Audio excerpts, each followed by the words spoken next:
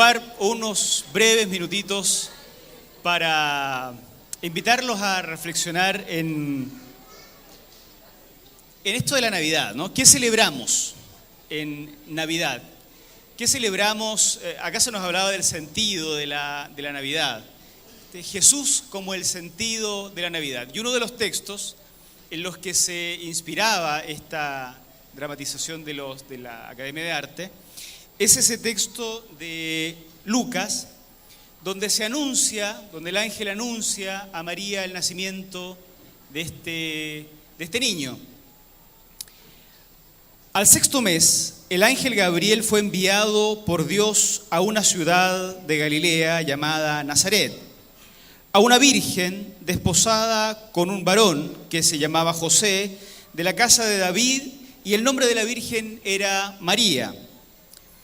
Y entrando el ángel en donde ella estaba, dijo: «Salve, muy favorecida, el Señor es contigo, bendita tú entre las mujeres». Mas ella, cuando le vio, se turbó por sus palabras y pensaba: ¿qué salutación sería esta? Entonces el ángel le dijo: «María, no temas, porque has hallado gracia delante de Dios, y ahora concebirás en tu vientre y darás a luz un hijo, y llamarás su nombre Jesús». Miren cómo lo describe ahora.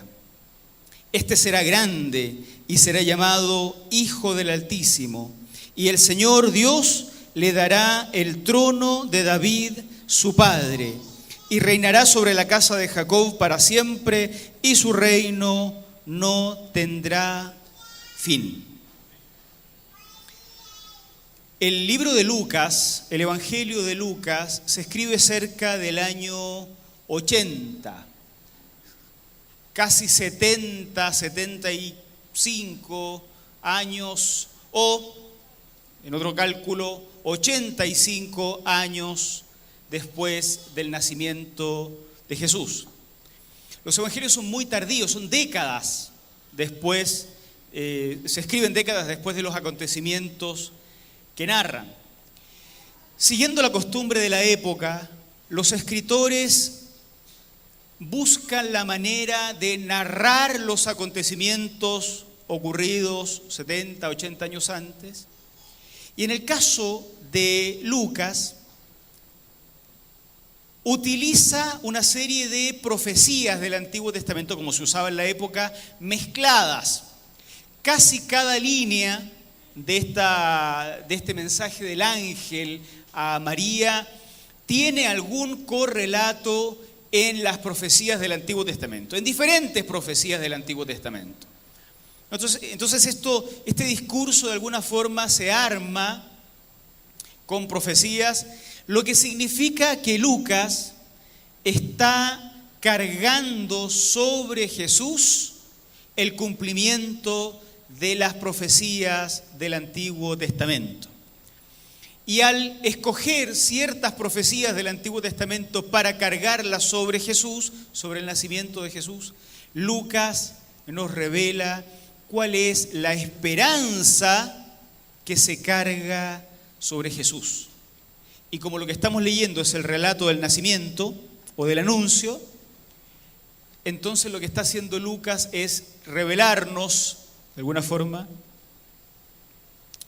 cuál es la esperanza que se carga sobre el niño que nace y que nosotros hoy día en estas fiestas celebramos. Digámoslo en breve, ¿no? La profecía que se anuncia o la profecía que se cita, siguiendo la costumbre de la época en este texto de Lucas, es una de Isaías capítulo 9. Y es re interesante, les va a parecer seguro a ustedes muy interesante, y se las quiero mencionar. En el capítulo 9 del libro de Isaías, versículo 6 en adelante, en un contexto en que Israel ha sufrido, se le anuncia que va a ser castigado y que en el futuro va a restaurarse, surgen estas expresiones. Porque un niño nos es nacido, hijo nos es dado, y el principado sobre su hombro, y se llamará su nombre admirable, consejero, Dios fuerte, Padre eterno, príncipe de paz. Lo dilatado de su imperio y la paz no tendrán límite sobre el trono de David y sobre su reino, disponiéndolo y confirmándolo en su juicio y en justicia desde ahora y para siempre. El celo de Jehová de los ejércitos hará esto. La costumbre de los maestros judíos era citar de esta manera. Había textos en la antigüedad, profecías, profetas, frases que se juntaban creando un nuevo discurso con sentido propio.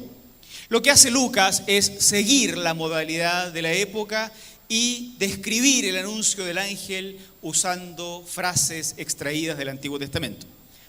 Pero cuando se habla del niño Jesús, de aquel que nacería y se dice qué es lo que va a pasar con él, en qué se convertirá, se usa la profecía de Isaías en el capítulo 9, pero se usa no completa sino una breve frase que para nosotros parece nueva y sin embargo para los judíos de la época que leían el libro de Lucas o que lo leyeron o lo escucharon de alguna forma, esa frase evocó toda la profecía de Isaías. Este niño que según Lucas sería llamado Hijo del Altísimo, inmediatamente el que lo oyó pensó en Isaías. Según Isaías, el niño Hijo del Altísimo también sería uno que construiría un reino que no tendría fin. Pero no sería un reino común y corriente como el que en la época de Isaías se conocía, y en la alusión que hace Lucas tampoco sería un reino como aquellos que se conocían en la época de Lucas. Este reino, construido por, según Lucas, el niño que nacería a María, y según Isaías, este niño que nacería y este rey que nos es dado, sería un reino caracterizado por la justicia y la paz. Ya eso era algo novedoso. Un reino no era caracterizado por la justicia y la paz, sino normalmente por la cantidad de gente a la que aniquiló para instalarse como reino, por la cantidad de pueblos sometidos, por la cantidad de pueblos en estado de vasallaje.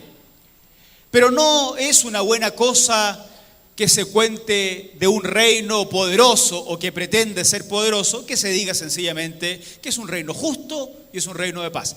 Pero este reino que instalaría el niño prometido era de justicia y de paz. Pero además, otra característica muy extraña para la época es que sería un reino regido por un niño. De alguna forma, la profecía de Isaías y la relectura, así se llama, la relectura que hace Lucas de esta profecía aplicándola a Jesús, es una especie de destrucción del sentido de los reinos de la época. Al leer Lucas el texto de Isaías y apropiárselo para interpretar a Jesús, Lucas hace explotar el pensamiento de la época. No existen reyes y reinos famosos por la justicia y la paz, y en todo caso no existen reinos famosos por la justicia y la paz que sean sempiternos y que tengan a un niño por gobernante. Eso no existe. Por tanto, el anuncio de este reino es el anuncio de algo que no ha existido antes y que una vez que comience a existir, nunca dejará de hacerlo. ¿Qué celebramos en Navidad, hermanos? Lo que celebramos en Navidad es, de alguna forma, la renovación de nuestro compromiso con este proyecto anunciado por Lucas. La renovación de nuestro compromiso con un reino caracterizado por la justicia y la paz. Nosotros no celebramos en Navidad y no celebramos nunca a los reinos que construyen su sistema y su vida sobre los cadáveres de sus víctimas. Celebramos un reino que se construye sobre una sangre derramada, pero es la sangre del jefe del imperio. Es la sangre del Cordero que se derrama en favor de las víctimas y no ocasionando víctimas. No es la sangre de los otros, sino la sangre propia de Jesús, la que compra el reino que conmemoramos cada vez que en Navidad leemos el anuncio de Lucas. Así es que, ¿qué celebramos en Navidad? Celebramos, primero que todo, este compromiso y la renovación del compromiso con el proyecto de Jesús. Y el proyecto de Jesús es un reino de justicia y de paz. Segundo, ¿qué más celebramos en Navidad? En Navidad recordamos que este reino no tiene marcha atrás, que vino para quedarse. El reino del Señor no es un reino que esté sujeto a los vaivenes de la economía o de los líderes políticos o de las guerrillas o de los sistemas económicos. El reino del Señor es un reino instalado como un germen, como una semilla, es mejor la figura de la semilla, que se introduce para no poder ser destruida jamás. Permítanme una volada. Los estudiantes del seminario y de la Academia Bíblica están acostumbrados a las voladas. Permítanmela ustedes, un segundo. Ya que estoy sin púlpito, me siento un poco libre de hacer estas cosas, ¿no? Esto ocurrió hace más de 2000 años, hermanos. Un reino que en la lógica de Jesús era comparado con una semilla de mostaza. La característica de esta imagen es que la semilla, una vez sembrada, siendo algo insignificante al comienzo, un día se convertiría en algo, ¿se acuerdan la imagen, no? Se convertiría en un árbol que dé cobijo a las aves de todo el mundo. ¿Se acuerdan de esa figura? Han pasado 2000 años y de tiempo en tiempo vemos iniciativas de justicia que surgen de pueblos de los que uno no hubiera esperado iniciativas de justicia. De tiempo en tiempo, porque la globalización también hoy lo permite, oímos iniciativas de paz provenientes de rincones del planeta desde donde uno no imaginó que venían iniciativas de paz. ¿Y qué pienso yo cuando escucho de la boca de quienes no creen en Dios una iniciativa de justicia y una iniciativa de paz? Que el reino de Dios, que 2000 años atrás era una semilla insignificante en un rincón del mundo, se ha ido convirtiendo en un árbol cada vez más grande, que da cobijo a las aves de todo tipo. Lo que pasa es que nosotros los cristianos, cuando oímos la demanda de justicia de labios de un ateo, no reconocemos esa demanda como hija nuestra. Tendemos a rechazarla. Y no reconocemos la demanda de paz, de justicia, de misericordia, de igualdad, como si fuera propia del reino de Dios. Y eso es porque nos hemos olvidado que probablemente a estas alturas, hermanos, la semillita de mostaza ya no es tan semillita. algo ha crecido y los pájaros de todos lados, por la misericordia de Dios, encuentran abrigo en este árbol frondoso. Más frondoso será algún día, ¿no? ¿Qué conmemoramos en Navidad? Nuestro compromiso con el reino, pero también la confesión de que este reino, una vez sembrado como semilla, no tiene vuelta atrás. Después, ¿qué más celebramos? Que la instalación del reino tiene que ver exclusivamente con el niño que nacería, con Jesús. Así es que en Navidad también señalamos que la justicia y la paz en el mundo tienen que ver siempre, y siempre han tenido y siempre tendrán que ver con Jesucristo. Por tanto, donde alguien demande justicia, hay un olor a Jesús. Muchas personas demandan justicia sin saber que este era el gran proyecto de Cristo. Alguien ha dicho, yo no comulgo con los cristianos, pero yo creo en la justicia. Y uno cuando escucha esas cosas dice, la justicia es lo más cristiano de lo cristiano probablemente. No sabe que está más cerca de los cristianos que muchos de los evangélicos que nunca predican la justicia. Ese discurso de tal o cual ateo, tal o cual agnóstico, tal o cual lo que quieran, ¿no? No se me ocurren cosas hoy día.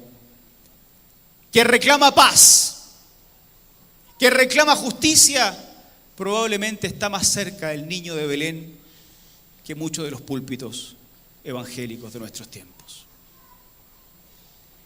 Pero el énfasis que hacemos nosotros es que esa justicia y esa paz que llenará el mundo ha pasado y pasará siempre por el niño de Belén anunciado como el cumplimiento de la profecía. Jesucristo, solo Jesucristo y siempre Jesucristo. Finalmente, el anuncio de Navidad, lo que celebramos en Navidad, es el anuncio de la esperanza. Cuando la profecía se entrega como algo futuro. La destrucción y la muerte los rodea, los ejércitos los rodean, la invasión es inminente, Israel está por ser destruido y en medio de ese contexto un niño nos es nacido. En medio de ese contexto se anuncia la paz, se anuncia la justicia, porque es lo que no ven, porque lo que ven es la injusticia, los paganos destruyendo al pueblo de Israel, los que debieran ser los maestros de Israel profanando su santo ministerio, los que debieran tener la fe en Dios con la fe puesta en el ejército. Todo funciona mal y en medio de la destrucción absoluta, el profeta dice que este niño regirá con vara de hierro un reino que no tendrá fin y que tendrá como característica la justicia y la paz, que hoy, en el tiempo de Isaías, brillan por su ausencia. Pero cuando Lucas relee la profecía de Isaías, lo que está viendo Lucas a su alrededor es lo mismo. Un imperio que impone la paz a sangre y fuego, pero no la sangre y fuego del sacrificio propio, la sangre y los quemados y los destruidos de entre los pueblos convertidos en esclavos y en vasallos. Lo que ve Lucas no es justicia, lo que ve Lucas no es paz verdadera. Por eso Jesús tiene que decir que la paz que Él ofrece no la ofrece como el mundo la ofrece, ¿se acuerdan? La paz que doy no os la doy como el mundo la da. Lo que ve Lucas no es paz, lo que ve Lucas no es justicia, pero lo que Lucas ve es que en el niño que está naciendo en Belén se concentran las esperanzas de las naciones antiguas, de su tiempo presente y de la humanidad futura. Porque en el reino que este niño instaurará, encontrará la raza humana, la justicia y la paz. Por eso ¿Qué celebramos en Navidad? En cuarto lugar, la esperanza. Cada vez que en Navidad nos juntamos para decir, estamos en Navidad, hacemos el culto de Navidad, oramos la oración de Navidad en la casa, nos comemos el pan de Pascua con árbol o sin árbol, con frutos secos o sin frutos secos, con viejo pascuero o sin viejo pascuero. Esa pelea hay que dejársela a otros, no a nosotros. Cada vez que celebramos la Navidad, confesamos la esperanza en que más temprano que tarde, este árbol que se ha ido convirtiendo en algo más grande, tan grande que uno escucha las demandas del reino en boca de los que no son del reino, tan grande que uno escucha desde los rincones donde el cristianismo no ha llegado, las demandas del cristianismo, del reino de Dios. ¿Qué confesamos? Confesamos que este reino un día lo llenará todo y que por fin justicia y paz serán la característica que rodeará el medio ambiente en el que se moverá la vida humana.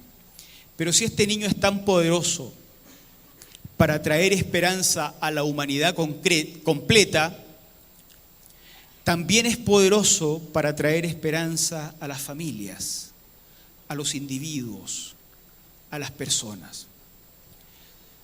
Si hará justicia al desamparado, si tendrá misericordia del oprimido, si traerá paz al que está en conflicto a nivel cósmico, también puede traer paz a los matrimonios, a las personas consigo mismas, con su entorno, con su vida.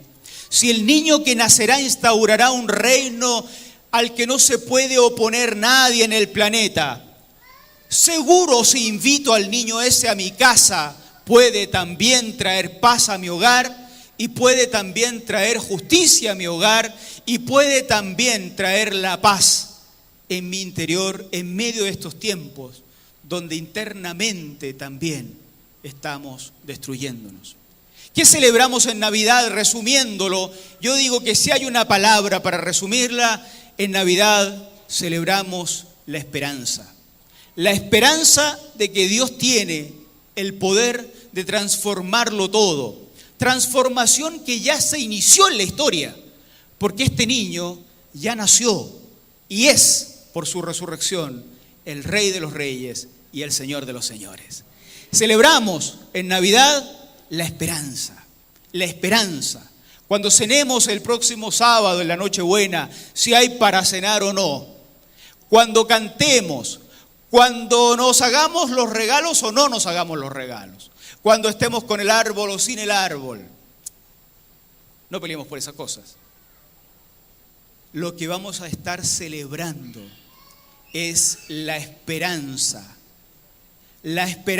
depositada en Jesucristo, que hoy está reinando, es Señor, y nosotros podemos invitarlo a ser también Señor de nuestras vidas, Señor de nuestros hogares.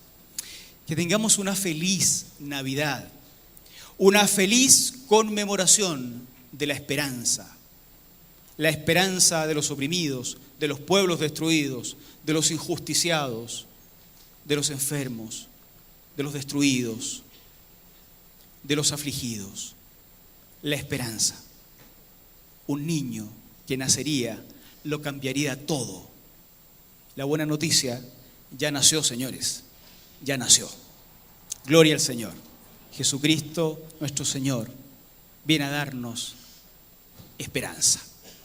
Vamos a orar al Señor y luego voy a invitar a nuestro hermano Germán, el diácono de la iglesia, para que recibamos acá a nuevos miembros que se van a integrar a nuestra comunidad oficialmente y para que nos dé también las noticias sobre las votaciones de la semana pasada. Oramos.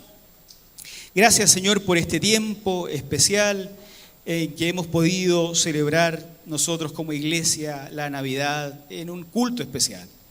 Gracias, querido Señor, por permitirnos un momento también de reflexión a través de esta dramatización y a través de esta predicación. Gracias porque tu palabra también nos ha impactado en cada canto en este día. Y gracias, Señor, sobre todas las cosas, porque un hecho concreto ha ocurrido en la historia que modifica nuestra forma de leer la vida. Jesucristo ha nacido. Y hoy, Señor, lo recordamos con esperanza. Obra en nuestras vidas aquello que has venido a hacer en la historia. En el nombre de Cristo Jesús. Amén.